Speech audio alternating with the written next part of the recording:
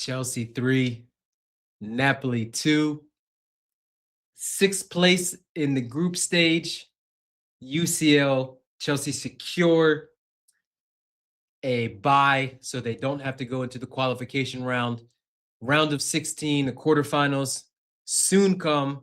Karabag, PSG, Newcastle, some of the teams that we could potentially play. But let's talk about this one today. The man of the match, the man of the hour, João Pedro, saving our bacon in Naples. But before we get into it, hit that like, hit that subscribe, turn those notifications on. As always, appreciate everybody checking in. But yeah, let's get into this one. It was a must win for us. Obviously, going away to Italy. I think the last time we were in Naples, we lost 3-1 and then ended up winning the Champions League with Di Matteo. But today, facing a little bit different Napoli squad, depleted by injury, coming off of a 3-0 smoking against Juventus. Antonio Conte's spooky record in the Champions League. But we knew it was going to be tough, right? It's going to be tough. There was drama the night before. Shout out to all those Chelsea fans that are safe. Hopefully everybody makes it home safe from Napoli or from Naples. But it was, yeah, it was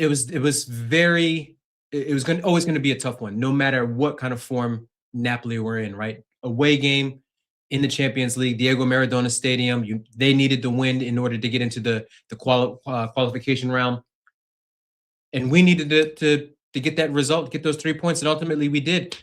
Take a look at the lineup today. Sanchez in goal, a little bit different. Gusto at right back, Reece James at right center back, Fofana at left side at center back, Cucurella at left back.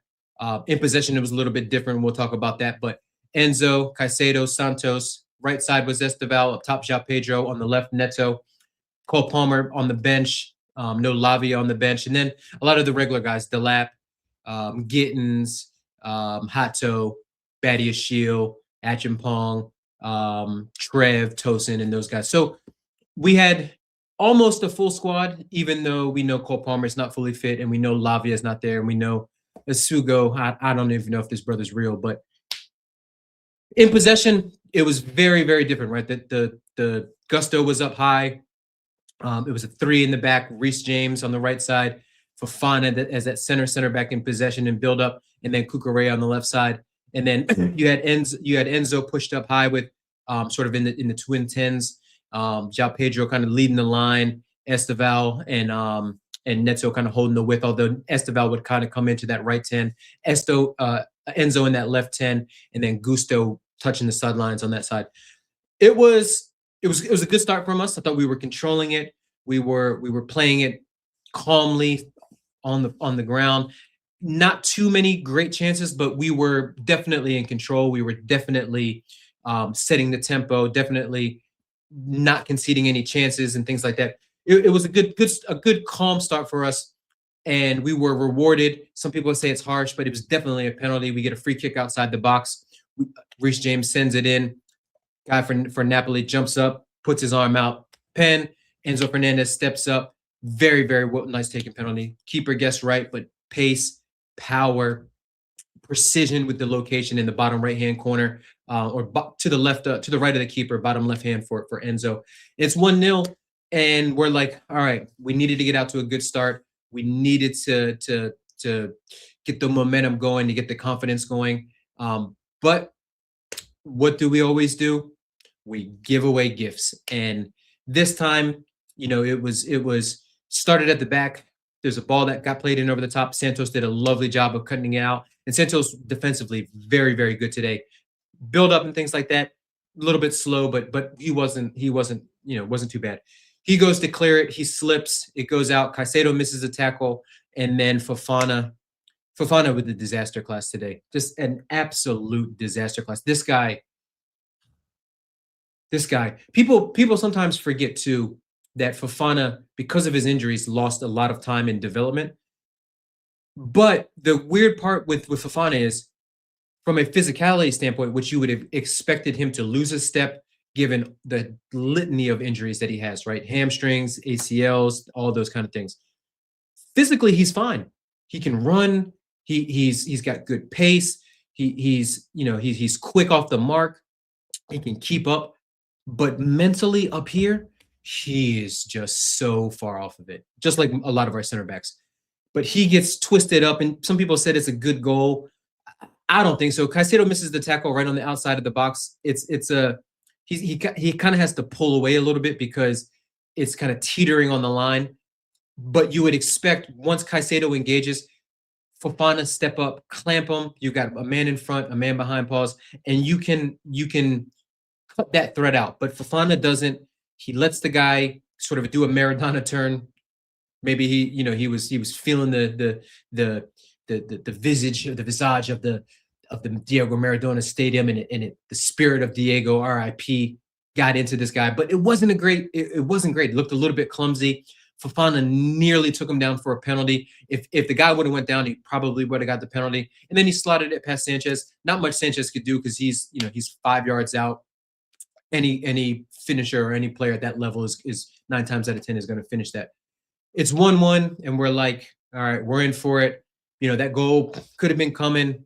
Some they were starting to get back into it. They were pressing a little bit higher. They were winning their duels, right? And we heard, I didn't mention this before, but Anthony Gordon made a great point in a press conference about the difference between the Prem and the UCL, right? He said the UCL, basically teams want to come out and play football.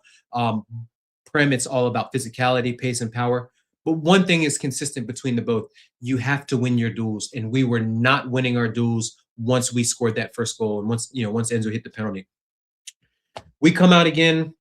We're a little bit on the back foot. We're a little bit slow in build up and possession. They get a corner. It comes in. They play it short, and there's a cross that comes into the box. Once again, Wesley Fofana left sleeping. Rasmus Højlund runs right across the face, left foot, near post, bang, off the crossbar or off the upright. Not much that Sanchez can do other than just a reaction save. And it's 2-1, and we're just like, all right, we've seen this before. We know how this story goes, but credit to the manager. The manager saw some things that he wanted to change at halftime, brings on Palmer for Neto, eventually takes off Gusto, brings on Trev. So he pushes Reece James to right back. Trev comes in to kind of solidify things in the center back line and really deal with Fofana. I mean, really deal with Rasmus, because Fofana was having troubles physically with Rasmus in terms of just strength, just bullying him, a couple of shoulder barges and things like that. But Trev came in, held the fort down defensively. Second half, we had one save to make. Sanchez made that save late on, but other than that, it was just they had nothing second half. Looked like they gassed out, and like I said, they were missing a lot of players. But it was always going to be tough, and Conte was going to have them fired up. But we start to get back into it. We're on the ball. We're on the front foot, not creating too much. But Palmer finds João Pedro in the pocket. João Pedro with a lovely touch to his right or to his left with his right foot, and then bang, left foot, top bins out of nowhere. And that is reminiscent of the João Pedro that we fell in love with at the Club World Cup. The one whose ball striking was next level. The one who you could see had a nice little connection, relationship forming with Cole Palmer, with Esteval, where they were just finding each other. They wanted to play football. They moments of individual brilliance and individual quality, which you need at this level because you're not always going to play teams off the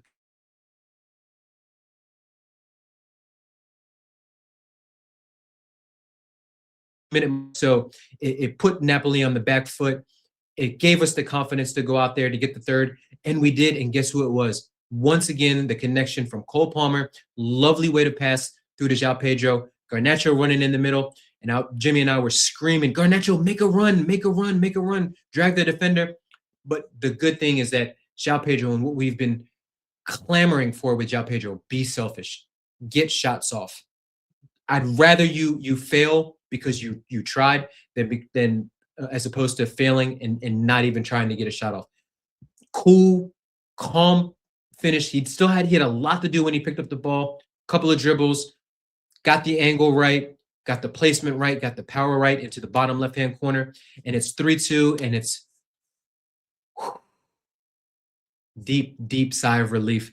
And like I said, we had one kind of brain dead moment after that where they had a little scrum in the box. It was a left-footed shot that came in. It was right at Sanchez. Sanchez made a good reaction save, parries the ball out of play, and we get out of Naples 3-2, sixth in the Champions League. So that means we'll get a second round. We'll get a round of 16, second leg at home.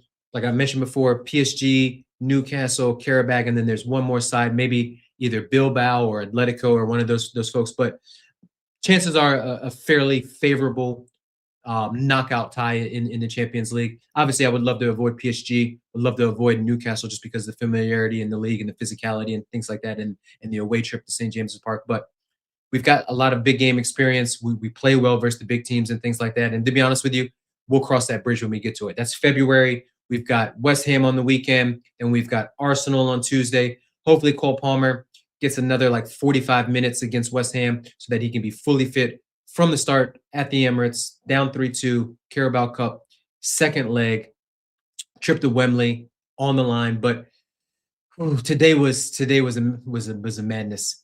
18 games at once, scores going off, people throwing in the chat, so and so scored, so and so scored. We're looking at the live table, it's moving, it's fluctuating every 2 minutes, and it's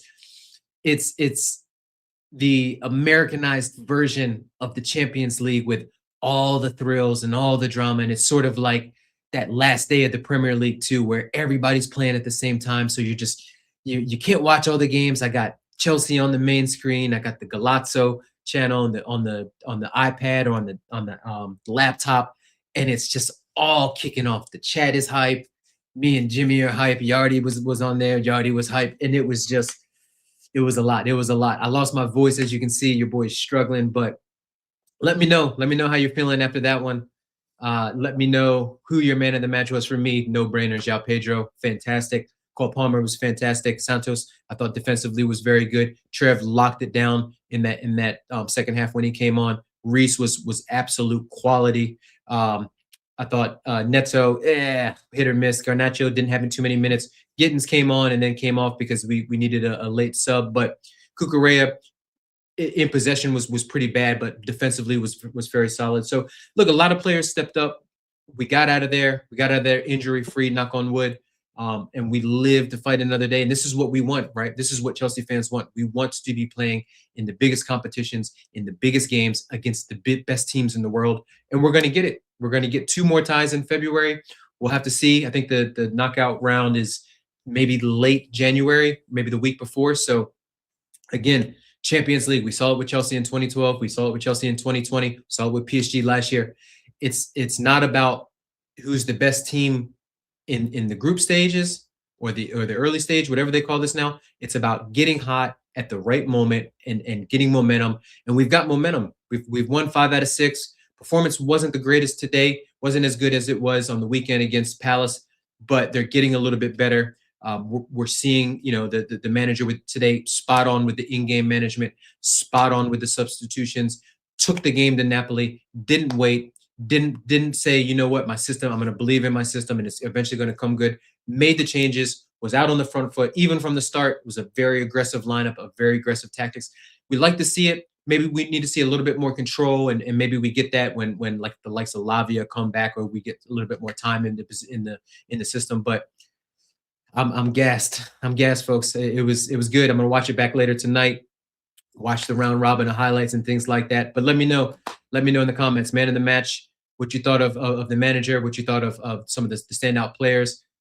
But as always, appreciate everybody. Hit that like, hit that subscribe, and we'll see you at the next one. Peace.